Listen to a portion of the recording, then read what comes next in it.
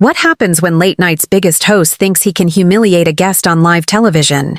It only took one smug comment, barely, 34 seconds into the interview, for Jimmy Kimmel to unravel his own reputation and prove just how fragile the untouchable celebrity act really is. The lights were blistering. The applause had barely faded when Mark Wahlberg strode on stage. Confident, composed, owning the room the way only a man who's carried blockbuster after blockbuster could. He was there to talk about his latest film, his family, maybe crack a joke or two. But Kimmel had something else in mind. "So, Mark, welcome back," Kimmel said. His smile stretched thin, more calculated than kind. Then came the jab. "How does it feel being Hollywood's most overpaid tough guy?" The studio froze. Laughter didn't come. The silence was heavy enough to cut. Mark's jaw tightened. "Jimmy, I'm here to talk about the movie. The crew worked hard." Kimmel leaned back, smug in his throne. "Oh, come on. Everyone knows you just show up, flex, toss a few lines, and walk away with 20 million. Must be nice living that easy life." That was the switch. Mark's eyes narrowed. This wasn't banter, it was an attack. "Easy life?" he shot back. "Try getting up at 4 a.m. every day." Months of training. Doing my own stunts. Meanwhile, some people sit behind a desk, making cheap jokes about the work others bleed for. The temperature spiked. Gasps rippled through the crowd. Kimmel faltered, trying to cover. "Whoa, somebody's a little defensive. I'm just saying, not everyone gets handed roles because they've got nice muscles." The line hit like a slap. Mark leaned forward, fire in his stare. "Handed to me? When I was 15, I wasn't in some fancy school learning how to mock people. I was on the streets, fighting to survive. Nothing was given. Everything I have, I earned." The room was dead silent. Even the camera operators froze. Kimmel's laugh cracked. "Relax, Mark. It's just jokes. No. You invite me here, then disrespect everything I've built. You think having a mic and an audience gives you the right to tear people down? I've spent 20 years acting, producing, building businesses, giving back, and you sit here saying I don't deserve it?" Kimmel's smirk slipped into panic. "Look, I didn't mean—" "You meant every word," Mark cut in. "You thought I'd sit here and be your punchline, but I didn't come from Hollywood royalty. I didn't have rich parents. I fought for this." The audience shifted uneasily. Some nodded, others gawked, watching the king of late night crumble in real time. Kimmel tried to pivot. "Okay, let's just talk about the movie." "No," Mark said, voice sharp. "We're finishing this. You want the hard way? I've been arrested. I've made mistakes that hurt people. I've spent my life making up for it. While you were writing jokes, I was learning how to be better. I work 16-hour days. I train, I study, I give everything I have to this craft. And you call that easy?" Mark's words weren't rehearsed. They were raw, cutting, undeniable. Kimmel sat frozen, his smirk gone, his armor shattered. And for once, the stage didn't belong to the host. Kimmel's trademark sarcasm was slipping. His grin was forced, his timing off. "Mark, I think you're taking this a little too seriously." "Too seriously?" Mark leaned in, his voice like steel. "My work is serious. The crews I work with, the stories we tell, the audiences spending their hard-earned money. That's my life. What's not serious is hiding behind a desk and calling cheap shots comedy." The cameras didn't blink. Every word, every flicker of emotion was locked on tape. This wasn't just another interview. It was a live implosion. "You want to know the difference between you and me, Jimmy?" Mark said, his voice low, deliberate. "When I screw up, when I don't deliver, people lose jobs. Studios lose millions. Fans lose faith. When you screw up, you shrug it off, crack another joke tomorrow night, and move on like nothing happened." Kimmel's fingers trembled around his coffee mug. He tried to sip, but the shake in his hand betrayed him. "You know what's easy, Jimmy?" Mark's voice cut like a knife.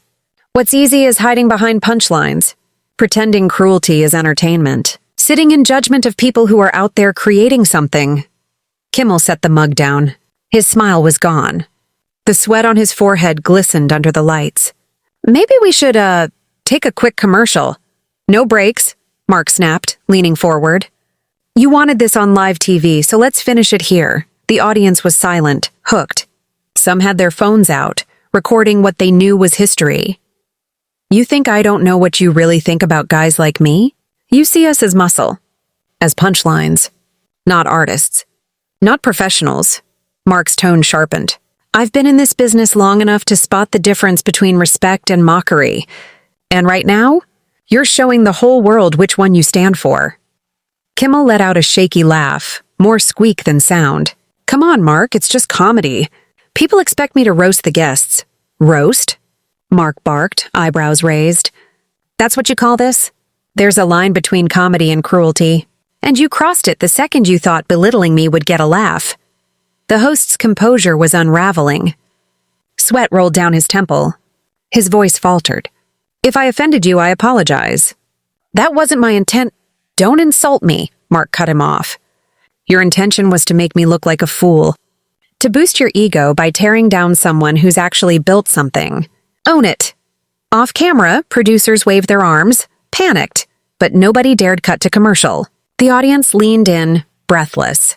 You know what really bothers me, Jimmy? Mark's voice softened, but the weight doubled.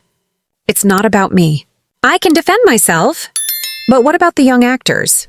The kids working 3 jobs just to pay for acting classes, dreaming of one shot. And then they sit across from you, and you mock their stories for cheap laughs. You crush their confidence before they've even begun.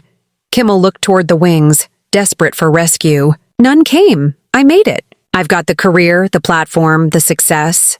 But those kids? They don't. And you show them their dreams are just material for a punchline. The power in Mark's words filled the studio. He wasn't angry anymore. He was righteous. Mark, you're overreacting, Kimmel stammered. Mark stood. The air snapped tight. Every eye in the room locked on him. Overreacting? His voice dropped to a dangerous calm. Overreacting would be me walking across this stage and showing you what a real tough guy does. But I won't, because I'm a professional. Something you clearly forgot how to be. The audience erupted. Gasps, cheers, applause. Kimmel sat frozen, stripped of his authority. And for the first time in his career, Late Night's king looked powerless in his own castle. Kimmel's face drained of color. For a moment, it looked like he thought Mark might actually vault across the desk. Instead, Mark leaned back, his composure icy and deliberate. No, I'm not going to do that. I'm going to sit here, he said, voice steady, and explain to you, and to everyone watching, why what you just did is wrong. This industry is brutal enough without people in positions of power using their platforms to tear others down. The silence that followed was suffocating. Every second stretched. The audience barely breathed. Finally, Kimmel forced a laugh, his voice cracking as he tried to recover. Okay, I hear you. Maybe I came on a little strong with the jokes. A little strong? Mark let out a sharp, humorless laugh. Jimmy, you just called me a talentless fraud in front of millions of people. That's not coming on strong. That's character assassination. Kimmel shifted in his chair, trapped. I didn't mean it like that. Mark's eyes locked onto him. Then how did you mean it? I'm right here. Look me in the eye and tell me what you really meant when you said I was overpaid and undeserving. Kimmel tried, but he couldn't hold Mark's stare. His eyes darted to his cards, to the audience, anywhere but the man across from him. That's what I thought, Mark said quietly, his words landing heavier than a shout. You can dish it out, but the second someone calls you on it, you fold. You can't defend it. The audience was transfixed. No script, no pretense, just raw truth exploding on live television. You know what the saddest part is? Mark continued, his voice steady but laced with disappointment. You're actually talented. You're funny when you're not cruel. You could use this stage to lift people up, to celebrate their work, to inspire people, but you don't. You choose to punch down, to humiliate, to break people because it gets you a cheap laugh. For the first time all night, Kimmel looked up, and something darker glimmered in his eyes. It wasn't charm, it wasn't wit, it was desperation. You think you're so much better than me, don't you? He snapped, his polished mask cracking completely. You think making a few action movies makes you some kind of saint? Everyone knows about your past, Mark. Everyone knows you were nothing but a thug before Hollywood cleaned you up. The air in the studio collapsed into silence. Even the cameras seemed to freeze. Mark didn't flinch. His expression was calm, but there was a glint in his eyes. Cold. Dangerous. There it is, he said softly, almost like he'd been waiting for it. The real Jimmy Kimmel. When the jokes fail, when the act crumbles, you don't debate. You don't apologize. You go for the personal attack. Kimmel knew the second the word slipped out that he'd crossed a line. But there was no way to reel them back. Mark, I didn't mean... Yes, you did. Mark's voice was cold enough to still the room. You absolutely meant it. You've been waiting for the perfect moment to drag up my past, haven't you? You thought if you poked hard enough I'd explode, and you'd get the viral clip you wanted. The host's face drained of color. Panic flashed in his eyes. His career was crumbling in real time. That's not true. You just did, Jimmy. On live television. In front of millions. Mark rose from his chair with deliberate calm. The audience collectively held its breath. Every camera stayed locked on him as he looked down at Kimmel. Equal parts disappointment and fury etched across his face. You want to talk about my past? Mark's voice was quiet but carried to the back row.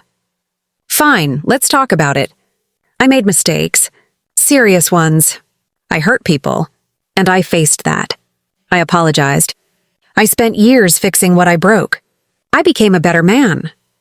His voice grew stronger with each word, each syllable a hammer blow to Kimmel's fragile facade. You know what I didn't do?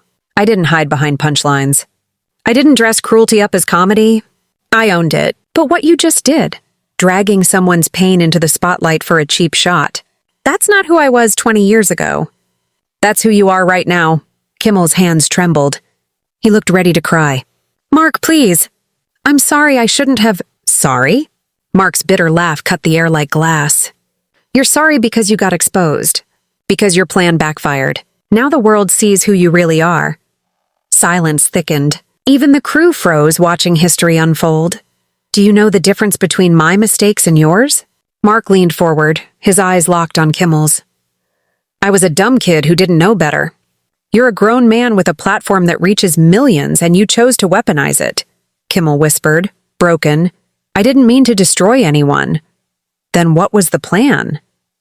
Mark pressed, voice sharp as a blade. Humiliate me for laughs? Feel big by tearing down someone who started with nothing? The host had no answer. He sat, pale and shaking, as Mark delivered the final blow. I came here tonight to talk about a film.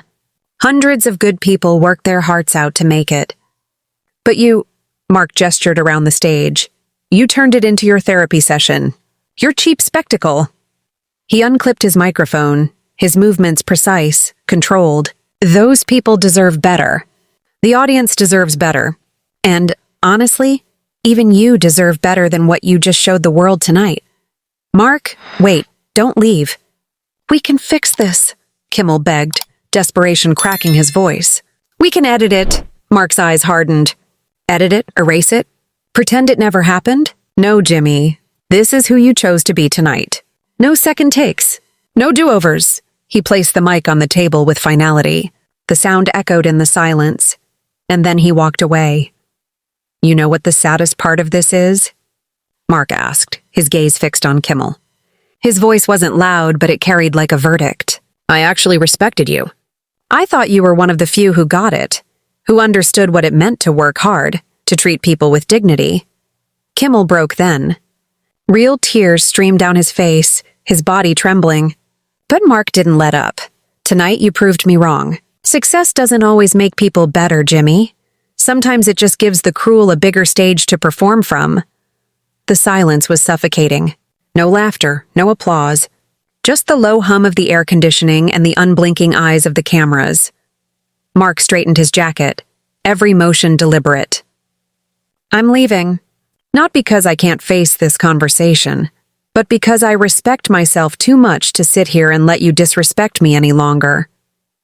He started toward the edge of the stage, then stopped. Slowly he turned back, his eyes sharp. And Jimmy, next time you decide to attack someone's character, make sure your own can survive the spotlight. The host, broken and desperate, called after him.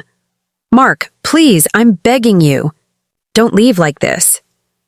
Mark looked at him, and for the first time there was something like pity in his eyes. You should have thought of that before you turned this into a hit job. You made your choice. Now live with the consequences. He pulled the mic from his collar, set it gently on the table, and walked off the stage. Kimmel was left alone. The cameras kept rolling as he sat there, tears streaking his cheeks. Realizing too late that he had detonated his own career in 34 seconds of arrogance. The audience remained frozen, stunned by what they had just witnessed. Not a meltdown, but a lesson. A masterclass in dignity, in strength, in refusing to be diminished. And in that final, unbearable silence, Jimmy Kimmel learned the hardest truth of his career. Respect isn't something you demand, it's something you either earn or lose forever.